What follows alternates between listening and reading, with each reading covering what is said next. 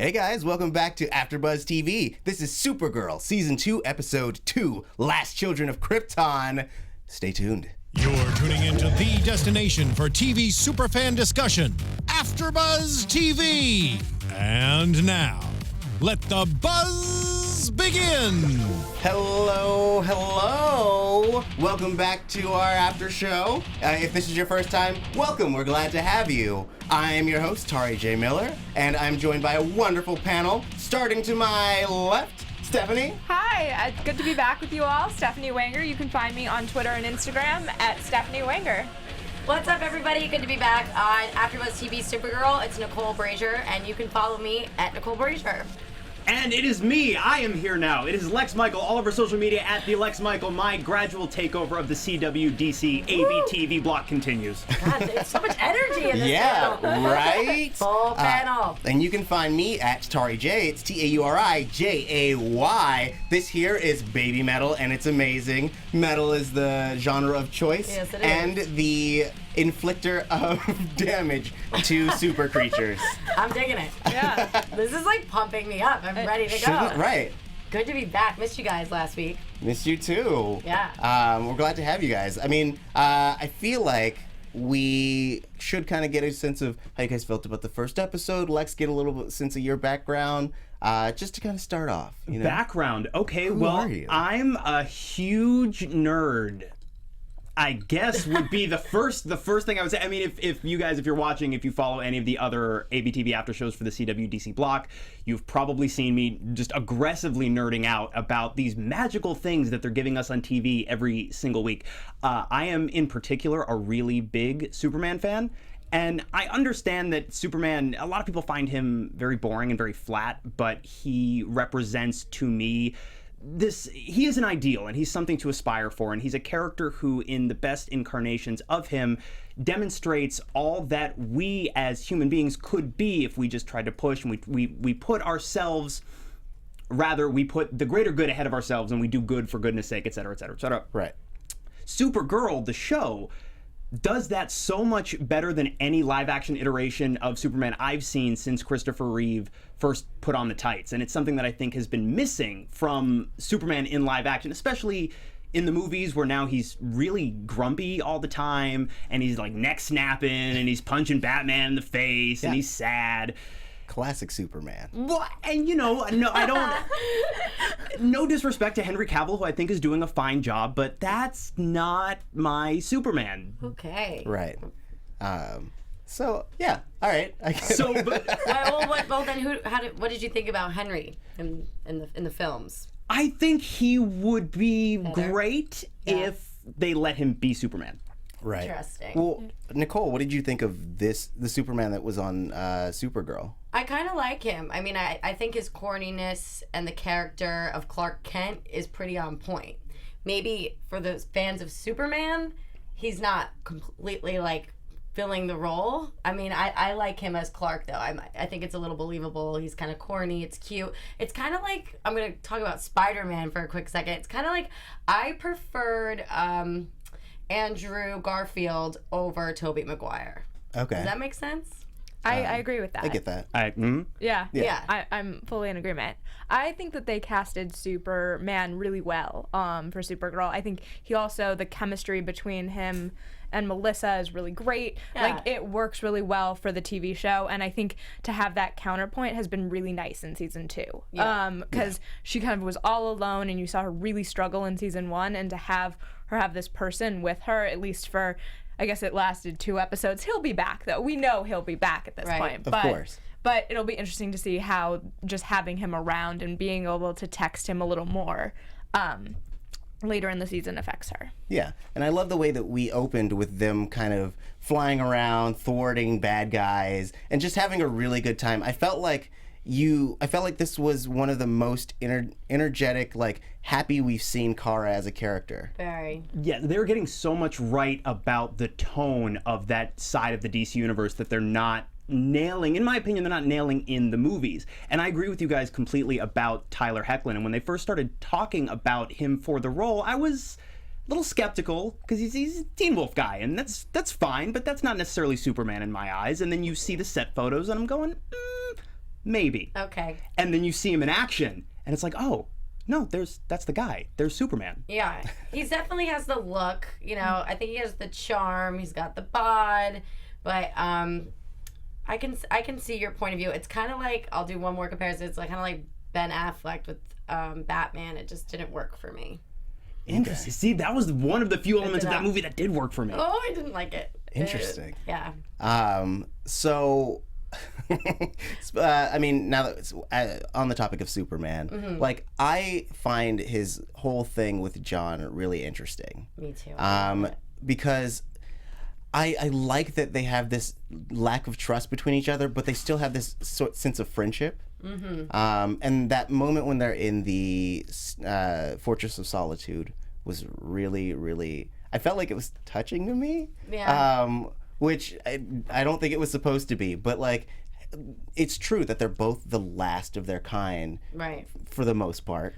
Well, I think we're just getting into that, like, whole friendship relationship at this point. Like, there's so many layers that need to be peeled back on that. Because, yes, we see them at some points really kind of not getting along, and then at other points having this, like, deep appreciation, for lack of a better description, for each other. And I'm curious to kind of get a backstory on that and maybe some flashbacks. Yeah. Yeah. We got the Alka Jules in the chat saying it was a great episode tonight and Tyler is perfect as Superman. And then Renji follows up with, it made me forget he was on Teen Wolf. I don't watch this like vampire wolf thing. That's not my like cup of tea. And yeah, I actually recognized him from Seventh Heaven because I used to watch that growing up. I was like, oh my God. Oh, yeah, He also looks like the guy who was on, and you'll remember this. Remember all the girls, I forget what movie this is called. All the girls like they all want to kill that kid and they're dating him in high school. And it's like, how to kill. John, isn't it John Tucker? Yeah, John Tucker Must Die. John Tucker Must Die. I'll look up that actor. They have such a similar look. The actor who did that is the guy from Desperate Housewives, and I'm totally blanking on his name. We'll have to. Yeah, whatever. We'll they get look there. alike, but that's a girl thing. But yeah, no, I really, really love Hecklin in this part. And if I have one criticism, it's maybe he's a little young looking for me. In my head, Superman's perpetually about 35. Aside from that, I really like his Superman. Oh boy, do I adore his Clark Kent. Okay. Oh, yeah. I love Clark Kent. Yeah, I think it's great. I just was wondering though, why do you see it as 35? Like, I feel like for CW, this is perfect. Yes, this falls perfect. I agree, perfectly in line with the age range of performances you tend to see on the CW. It's mostly the way he is drawn in the comics. I go back to when John Byrne rebooted the Superman continuity in the 80s with the Man of Steel series, and we saw Killiks the Robot, which I was really excited about because that's straight out of that run. The way he's drawn, very big, square-jawed. He looks like a slightly older man. Gotcha. Right. That makes Man, sense. he's Superman. I mean, yeah. Not Superboy. So I get that. I can agree with that. Yeah, I would say that the Superman is probably in his like early 30s, maybe his late 20s. Kryptonians, they age at a different rate. I was gonna say that.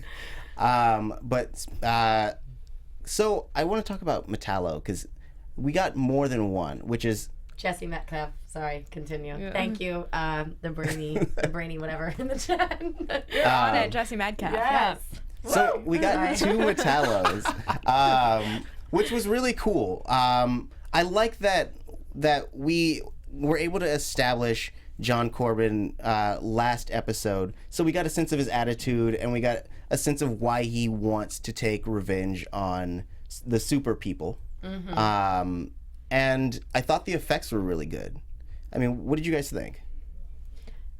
Who wants to start? Anyone. All right, I'll jump in. Just So go for it. when Supergirl was ported over to the CW from CBS, there was a bit of conversation about how they were going to slash their budget. And some people were like, oh no, but this is an effects-heavy show. How are they going to do this with less money? But if you look at what CW's doing with The Flash, for example, like they can stretch that budget. Oh yeah. Yeah. These first two episodes, to me, looked far superior to anything in season 1.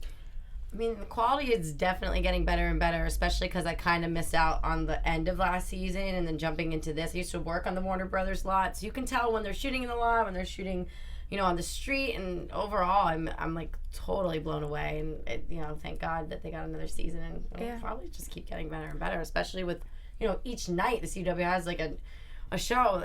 I mean, it's amazing. Well, I think it's interesting because of that budget cut, they moved the production to Vancouver, and that's where, of course, The Flash is filmed and all of that. So I wonder if they had the team set up to really do it. They understand, like, you know, not that they don't in LA, obviously tons of productions are here, but that they're able to create these like CW shows with all the effects and do it well, and that's what we're seeing in season 2. Yeah. Is they have these Vancouver teams that are great. I do remember over the summer too seeing like an Instagram post of the two of them together, and it was just like a kid on production, like, this is the coolest thing ever. Yeah. Supergirl and the Flash on set together. I mean, it must be cool to even be a part of that production team, and must be a pretty badass production team. Yeah. I think also we can expect more crossovers. We know one's coming, but Yeah. The big 4-way crossover. which is will be crazy to insane. even think about. But yeah. Well, I think we're gonna have a nice show that day. It is a magical time to be alive. I always say that, like, and I say that about Disney live action movies coming about now. I'm like, God, isn't it great to be alive? Beauty and the Beast live, like, thank God. Oh man, we live in different worlds. We're all such geeks. But though. it's similar, right? Because we grew up as fans of this stuff, whether it's, you know, comic books in my case, or Disney movies too, right? And we grew up in an age where technology grew with us to a point where they could actually tell these stories this way. They're doing it on TV, man. That's so insanely cool. But I feel like our generation appreciates it more than the younger generation that it's like being shown for, because they're just like, oh, whatever, I'm born in this. I got an iPhone when I was like 6. Yeah, they don't know a You time before it. Yeah, they don't know. Well, they say that like millennials and are like the most sentimental about the way they grew up, and so like you see it with like Netflix bringing back shows like Fuller House, and as we're talking about comic books and all of that, and you really do see us like really appreciate it. Yeah. You know, people also get like down and out about like remakes and stuff, but if it's done well, like this show and the other CW shows, how can we complain about it? You know, it's just making it more modern. Hashtag, what did she say tonight? Too much fun. Too much Hashtag fun. too much fun. Adding those little things in like really makes it fun to watch. Yeah. So I'm all about it. I also feel like with like the hashtags and stuff, you're starting to see that like CW language come into it. Like I feel like on CBS they were trying to be so broad, and now they're really bringing it into this like CW world that I love so much. I think The Flash is fantastic. Like it's fun to see them kind of Yeah, and it makes sense because the CW demographic tends to skew younger than CBS. That's what you guys tune into this show for, right? To hear us discuss network demographics. Yes, of course. They tend to skew older on CBS. Yeah. And speaking of millennials, Kara has a new boss that is treating her like an entitled brat. And I really like this new guy, Snapper Carr, who's really snappy.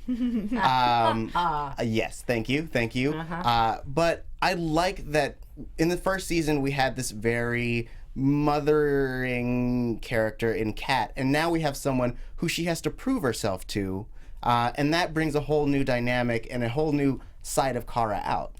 Well, I think that Kat definitely had her moments of being hard on Kara and not respecting her. But yeah, ultimately was like a mother figure to her in so many ways. And now you do see she's going to have to work for it. And I think that that's realistic. It actually kind of annoyed me at the beginning of the episode when she was like, I'm going to be a reporter. And I was like, if they make her a reporter day one and she does not struggle with this, like, like I feel like anyone. What got me was in the opening narration where she's like, to most people, I'm a reporter at Catco Worldwide Media. I'm like, to most people already? Yeah, It's been, what, a week? Yeah. Have you written anything? I'm still like not contracted anywhere, and it's been 4 years out here. So girl, get in line. Like, really.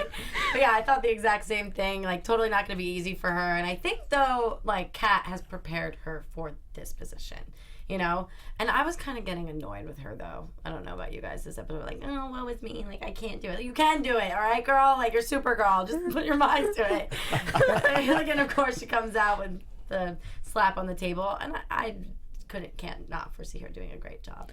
I mean, she has the ability to get so many scoops by being Supergirl, and if she can utilize that and bring that to the reporting career, like, she's gonna have a great career, but she needs every like, I mean, it's like gonna be insane. So I mean, all the confidence in the world for her, but yeah, she's gonna have to prove it to her boss.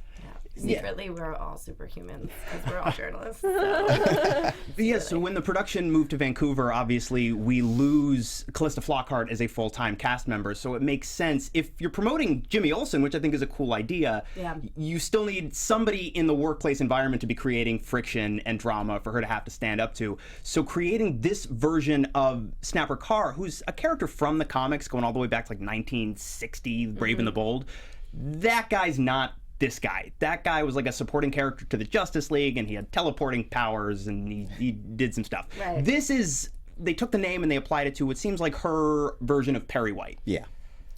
And I like that. They do that a lot, and I think it's good because it modernizes it a little bit, makes it slightly different, but it still keeps true to the 1950s, early 60s, whatever, comic book era. Yeah, I love that. I love too that they strike a balance between reappropriating names, locations, etc., and also adapting things directly. Like Metallo, that's Metallo. That's Metallo going all the way back to like 1959, Action Comics 252. Yeah. That was like, all right, so the moment late in the episode where Winn is like, Superman and the Martian Manhunter are gonna fight, this is terrible, but this is so awesome. Yes. That was me for like an hour. Yeah. I mean, yes, there were a lot of iconic pieces just in this episode alone. We touched upon the Metallo piece, and you mentioned Calista Flockhart, However you want to say it. not being around as much, and that means that we lose this. Kat is, wide across the comics, and she's been a very big person in this universe, and now she's pretty much gone. She's in her new venture, and she was kind of giving us her goodbye as well. Sad. Yeah, it made me really sad. She was one of my favorite parts of season 1, so I'll be interested to see what happens, but I'll definitely be sad that we're not getting as much of Calista Flockhart. I think that dynamic is so fun on the show. Although I still have to say, I said it last week too, I wish her son, who we saw, who of course is married to Melissa in real life, we love him. Like, wouldn't it be fun to have him come in and be the boss? Would be interesting. So interesting. Yeah, but no, I'm excited. It'll be interesting to see what James brings. I know, right? Let's hope. I mean, what do you guys think about her two goodbyes? One for Kara and one for Supergirl. Well, someone in the chat actually mentioned that my internet's all screwed up right now, but someone mentioned that they wish that she would just admit or knows that Kara is Supergirl, which I would love to see too. Was I the only one who kind of had the sense that maybe she did know tonight? I felt like she had something there. Like aroma, I don't know. Energy. I don't know. It was like, I just felt like it was like too clear to her that why Supergirl was showing up to say goodbye. Well, she thinks they're BFFs. Yeah. Yeah. I mean, in Kat's eyes, she made Supergirl who she is. Yeah. So. Which is my favorite thing. Which is kind of true. Kind of true. In terms of branding, yes. She literally says, I launched Supergirl as if she was an iPhone. Yeah, she did. But I say kind of true in a sense that she kind of helped her with her confidence and like Kara in Supergirl Kara, whatever, and just helped her just build in general. Besides giving her the name and the exploitation, I think she helped build her character a little bit and stability too. Yeah. Throughout, especially season 1. For sure. Also, I feel like Winn with the he built her initial outfit and now was back again. I thought that was a nice throwback to season 1 with. I love that. Yeah, too. I was all right. That kind of made me smile. Too bad he kind of didn't follow through though, man. Just one little thing over the emblem and that's it. Was that how it was? I thought about that. Comics?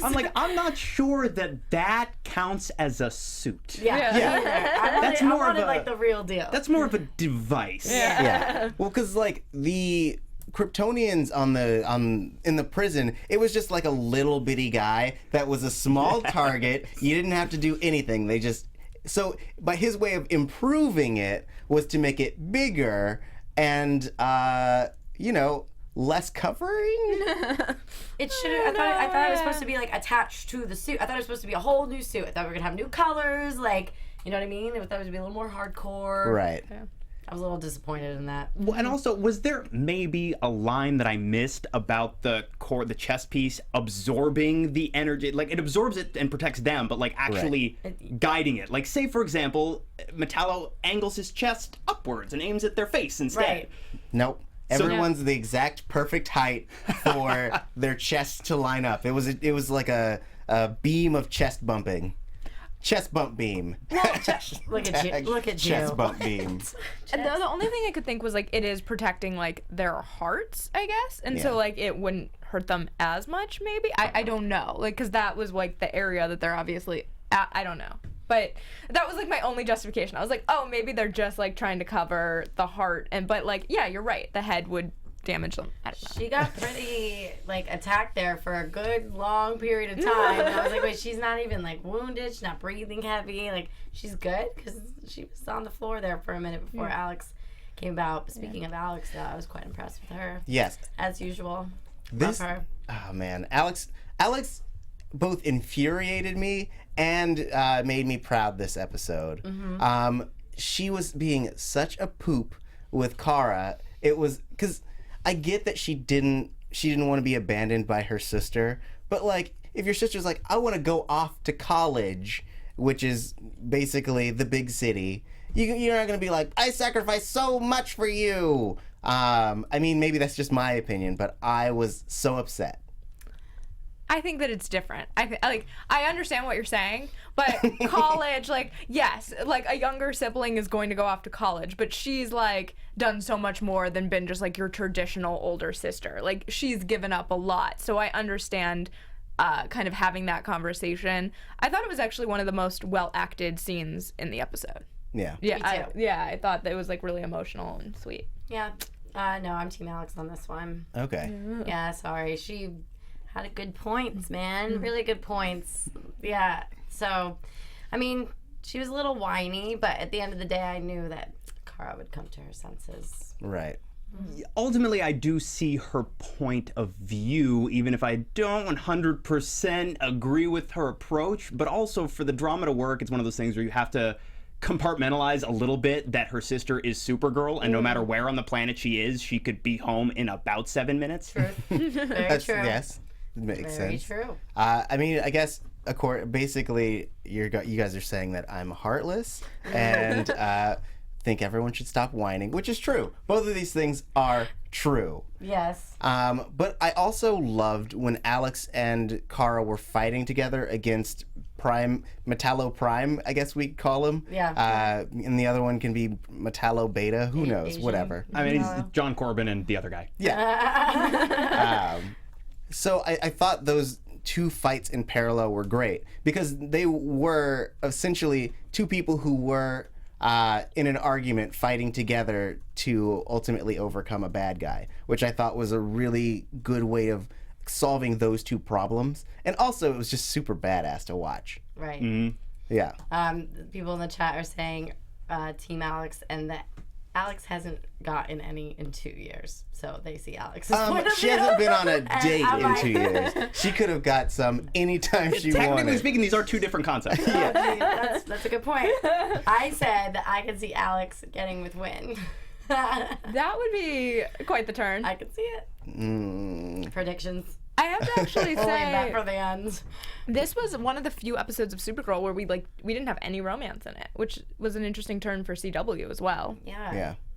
Well, you never know. We've got plenty more episodes to go. Yeah, it's just like generally I feel like on CW there's some like streaming relationship or will they won't they. Well, And I'm there a wasn't bit tonight. disappointed about James and Kara.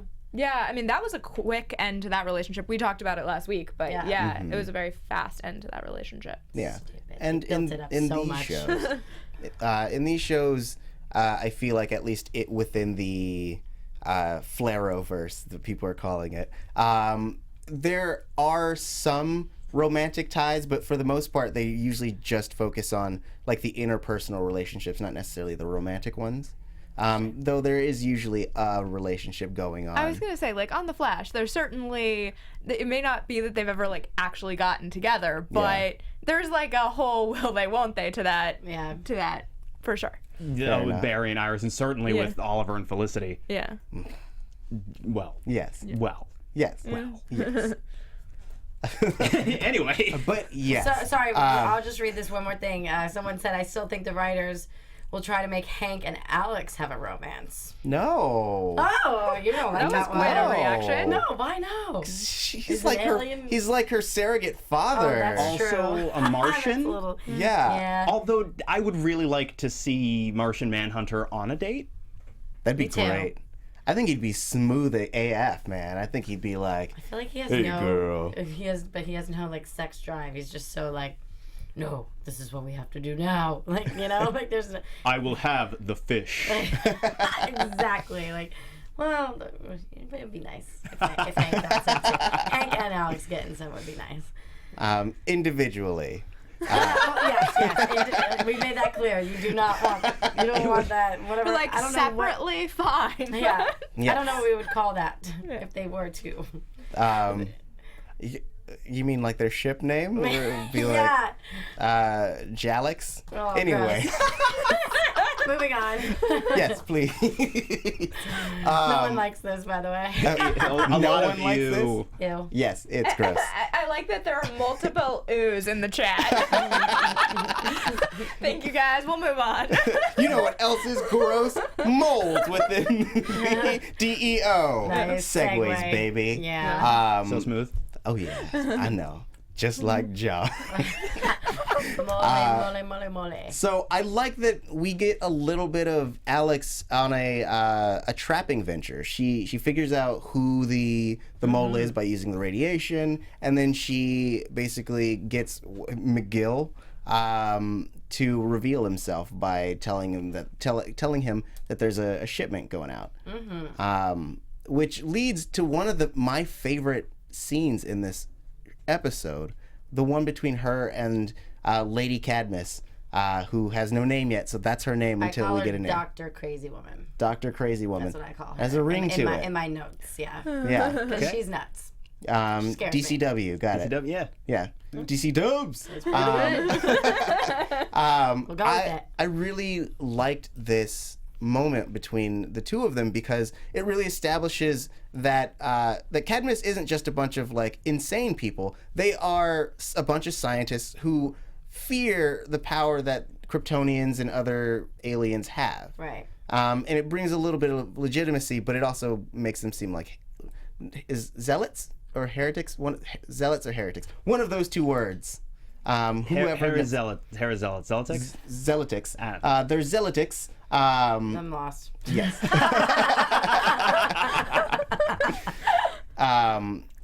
But yeah, and I love the moment where Lady Cadmus is essentially asking Alex to join the dark side. Yeah. I mean, we all know that Alex will never. I liked her response. I liked that she's like, I've killed a kryptonite and I've slain, this and that. That was great. Like, that was a great scene, too. I thought that was nice acting as well. But yeah, I'm interested to see what this character's all about. And I'll, be a lady and say I just love the woman, like, the powerful woman, the evil woman. I love that the CW and Supergirl always has that. I mean, I feel like it's something we talked about so much in season 1. Right. This show is so much like female empowerment, Right. and it's awesome that they've continued that on the CW. Yes. And I feel like the CW has like a whole slate of shows that are doing that right now, and it's awesome. Like, I think especially for, again, what it's geared to network wise, this young demographic, it's really great to have that be a voice on the network. Yeah, and I love seeing that Alex doesn't need superpowers or a superpowered robot suit to be just as badass as her sister. Sidebar, one thing I've never understood in fiction is in the scene that you see in so many stories where the bad guy offers the hero a chance to join them, you have that moment where the hero's super defiant and says, no, I'll never join you, and they have to fight their way out, at risk of death. Why don't they just say, yeah, dude, totally, let's team up, sure, and then as soon as they leave, you just bail. Yeah. Well, yes, that to me would have been a really cool arc for Alex if she would have said, yes, I will join Cadmus, and if only just to infiltrate. Also, wouldn't it mole in Cadmus be useful? Yeah, be the most useful. And it's probably never too late. There's a chance that she could be like, I accept her offer now. I know I beat up your dudes, but like it was a tense moment, but I've had time to think, because that's how Alex talks. Just like that. Yeah, Yep. just like this. My name's Alex Danvers. I'm sister girl to Supergirl. That is Okay, great. Whoa. that's enough of that. Oh, man. You were this close to that part, weren't you? I was. This close. Yeah, I almost got it. It haunts me every day. Oh, my goodness. Someone asked if that maybe Alex might come out and be gay. And I guess they read something that Maggie Sawyer is an LGBTQ in the comics. So That is true. Okay. they're As is Batwoman. I guess they're just discussing that maybe like they might add something like that into the show. I mean, that'd be interesting. That would have to be like its own. I guess I feel like that'd have to be its own like B story because we've established that she Likes men. Yes, that she had a thing with Max. Well, I mean, which doesn't mean that she might not like both. But I feel like that would have to be its own storyline in order for it to like make sense within the context of the show. I agree. That's gonna be all up to the writers. I mean, I'd also love that. I would love that so much, Yeah. guys. Yeah, I mean, we Yeah. talked about like she has this really interesting like who's she gonna be with, and I feel like it could be anyone. It would be exciting to see her have someone in her life Yeah, though. as long as it's not You're John. like that. You're like, I understand your perspective. I got it. But I would also, frankly, I would prefer she hook up with John than some like bland, totally vanilla, disposable dude. I don't think that she will end up with a bland, disposable Yeah. dude. Like whoever she ends up with, which is why I felt like she was attracted to Maxwell. Like he was in a lot of ways a badass, because he was a super genius, and she needs someone who is on her level. Anyone else is not worthy of her, and will never end up with her, as far as I am concerned. You hear that, writers? Yes. Could she be with the guy in the pod, or do we think that? God, guy in the pod's pretty cute. He's an There's a alien. chance. I mean, a lot of people. So, hello, internet. I heard you last week when you were like, "Hey, it's Mon-El. It's not Superboy," and I was like, "Hey, I was just speculating." But that's a great thing to tell me, guys.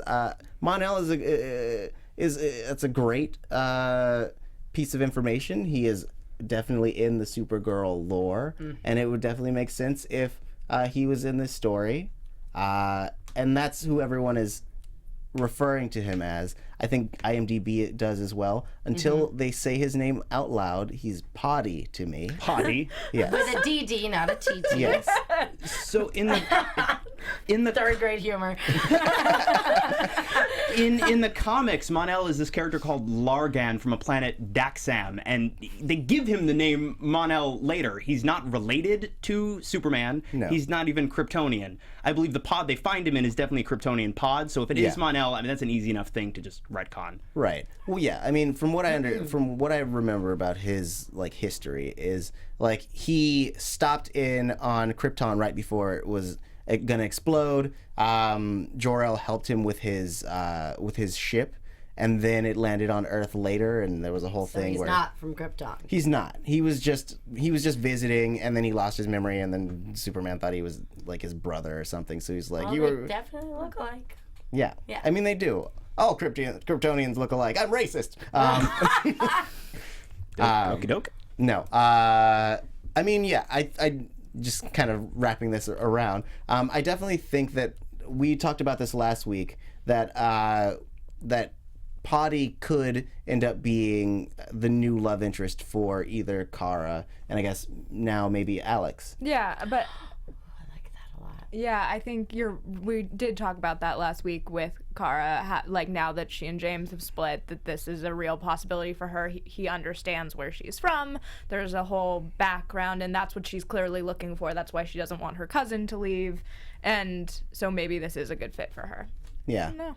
I mean, they don't start on the best terms. As he wakes up, he just chokes her, Yeah. which I feel like is a bad first impression, Yes. Yeah, mean- not great. unless that's what you're into. But I mean, I feel like it should be discussed Hey. beforehand. Yikes. Oh, yeah, we're going down a real ugly, dark place here. I don't know if it's always discussed beforehand. Have you seen 50 Shades of Grey? No. Oh. Actually, well, that's kind of discussed before, and there's a little Is contract. it like a Okay. third of that story So- about her signing consent forms? This is very different. Yes. I know, also never mind. Well, Yeah, we really just like veered All right. right off. Guys, Poddy's awake now, which is exciting. He spent the whole time, like, when he was in his coma, he was siphoning energy into his body that was restoring him. He was basically acting as a energy, like, sponge, and he was taking out the DEO's energy. So, like, we now know that he kind of regenerates the same way that Kryptonians do, but at what it seems like a higher level. When they said that he was pulling power from electricity, I had these really terrible flashbacks to the 90s where they redid Superman's outfit and it was this like weird electric blue thing. It was a very dark time. I remember for all that. of us. That frightened me a little bit. A little bit. I mean that's what I imagined when Wynn was thinking about redoing Superman's suit. I thought they were going to be like, look at this. You should probably grow your hair out. I think it would go really well on this. Which it wouldn't, because it's terrible. It's a terrible suit. I have opinions, guys. I just wanted have a new opinions. suit. I just wanted something fresh and fun, like more badass, if you will. But, Well, you I know. feel like we're so used to from the Marvel universe getting all these adjustments to the suits in every single movie. It's like something new. Captain America has this like, but I like that. like better suit. This one has red on it. Yeah, you're like, this is cool. I wonder if Chris Evans likes this. Yeah. And where my head goes when I watch these movies. And so, you want those better suits. I totally agree. Yeah. Yeah. So, all right. Was there anything else that you guys wanted to chat? Any outstanding moments? Anything that we may not have covered in this fun session of weird banter? I thought this was real fun, guys. Yeah. Overall, everybody's like saying this is like a great episode, and everyone's saying that Supergirl is becoming one of the best CW shows. And it seems like we got 76 people watching right now, so that's pretty Awesome. damn good. So thanks for all tuning Yeah. in, guys. Yeah. Gonna be a great season. Yeah. There's a reference earlier in the episode to the two of them having to go deal with a rogue Kigari. Mm-hmm. A Kigari in the comics is a weird spider man monster from Mars. Just wanted to throw that out there. Oh, that's interesting. All right. So there's that. Yeah. That aside, I mean, my big feeling is I got to watch an episode of TV tonight where Supergirl teamed up with Superman to fight Metallo, and also the Martian Manhunter was there. Guys, my heart is full. Like, I'm happy I can go This home is gonna on be my a Monday really night. good season. Yeah. Oh, yeah. I can feel it in my bones. Yeah, I'm excited. I think that it's really in a great place for season 2. Sometimes shows come back after their first season and it can either be better or worse. And I feel like they're going in a great direction right now. Yeah. All right. Well, let's use that excitement and push us into predictions. Your AfterBuzz TV predictions. So, in our next week preview, it was an assortment of images. We know that my wife, Lena Luthor, is back. Yes. We know that last week I proposed to her. Oh. Yes, on air yes, for on air, everyone yes. to see. You love her? Yes, I do. Does she know? Aw. I hope Tweet so. her. I told everyone to tell her. Did you tweet her? Yes. Twitter marriages are binding now. They are, really, yeah. So, but she's back. So we'll get to hang out with her next week. We also have a new villain with 2 sets of eyelids. So she's a MIB monster. And then there's other stuff that happens. What do you guys think is going to happen, either next week or for the rest of the coming up season? Yep. Okay. Well, I did mention Superboy, and the chat is mentioning Superboy, so I'm hoping that maybe I was like predicting the future when I said that, and maybe we'll be introduced to Superboy this season. But I also I don't really know what to predict for the next episode other than Poddy is a good guy. And it could go, either way. It could be her love interest or Alex's or just like another member to help fight crime and protect them. I don't have a specific prediction, but I'm excited for Kara's workplace, all that changing, and kind of her dynamic with James. I think they just broke up, and what that's going to be like to have him as your boss now, and then she's got this other guy who's obviously being very hard on her. I think that it's going to be really interesting to see how she balances that with, of course, being Supergirl. You just mentioned Superboy. There are a lot of versions of the character in the comics where he was actually created via Cadmus. So it's interesting that we're dealing with Cadmus as what seems to be this overarching big threat of the season. I'm curious to see what other villains from the comics that I recognize that they create. Yeah. Also, we know at some point this season Jimmy Olsen is going to suit up as the Guardian, which is interesting. Yes, very interesting. I'm not in no way opposed to this. I'm just very curious to see how it's going to affect the currently existing character dynamics. I mean, and I would say that there's a chance that that version, like, we don't know if him suiting up is him actually becoming the Guardian, or if the Guardian comes from another world, etc. So I'm interested to see if that is the case, because we know that with the crossover, we are having worlds collide. So that was one of my theories, is that it's Jimmy, but from like Earth 1, 2, or 3. That could be. Also, I believe we're getting Miss Martian at some point this season. Yeah. Which excites me, and excites me doubly so because maybe that means we'll get to spend more time with Martian Manhunter as Martian Manhunter before he turns back into Hank. Yeah. I understand this was a very expensive episode of television that we watched tonight. Yes. But like when they're flying together and they touch down at the Fortress of Solitude and he's already Hank Henshaw, and I'm like, no, come on. Oh, you want him to change as he's landing. Like, you really want to see it. I just want him to be green as much time as possible, but he's a character who all he has to do is stand there doing nothing on screen, and it costs a lot of money. Right. Yeah. Pretty much. But now it's gonna be two of them. I have my main prediction is about Mr. Danvers, the father, because we get the mention that Alex should remember him as he was, which leads me to either believe that he is a monster now, or he is a monster in the sense that he is a bad scientist, a bad guy scientist, yeah. not like bad with scientific method. My overwhelming goodness. feeling is that this is not going to be, whether he's like a monster or a bad scientist, it's not going to be a good guy. Like, we're dealing with an evil force here. Right. Yeah. And that's going to be disappointing for her. Yeah. But good drama. Yes, absolutely. If that turns out to be the case, I genuinely cannot wait to watch Dean Cain play those scenes. Yeah. Oh, yeah. We're in for a ride, guys. Yeah. Long season, I can feel it. So, all right, cool. I think I'm going to wrap it up, guys. Thank you for joining us.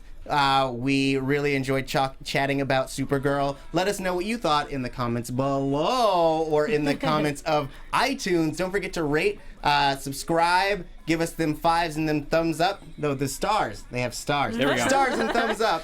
And keep track with us over the course of the week until next week. Yeah. So let's start with you. Lex, where can they find you? I am all over social media at the Lex Michael, and if you're a fan of DC on CW, I am also on the after shows for Arrow on Wednesday night and Legends of Tomorrow on Thursday. Come nerd out with us. Nice. Nicole. You guys can follow me at Nicole Brajer, and be sure to tune into E's Fashion Police when we come back in November, because I produce on the show now. And you can find me on Twitter and Instagram at Stephanie Wenger. Nice. You can find me on Instagram and Twitter at TauriJ. It's TauriJay. You can also find me on the other DC shows like Flash and Arrow with this guy and these ladies on Supergirl every week. So make sure you tune in to chat a little bit about some nerd stuff. We'll see you next week. From executive producers Maria Menounos, Kevin Undergaro, Phil Svitek, and the entire AfterBuzz TV staff, we would like to thank you for listening to the AfterBuzz TV network. To watch or listen to other after shows and post comments or questions, be sure to visit AfterBuzzTV.com. I'm Sir Richard Wentworth, and this has been a presentation of AfterBuzz TV. Buzz you later.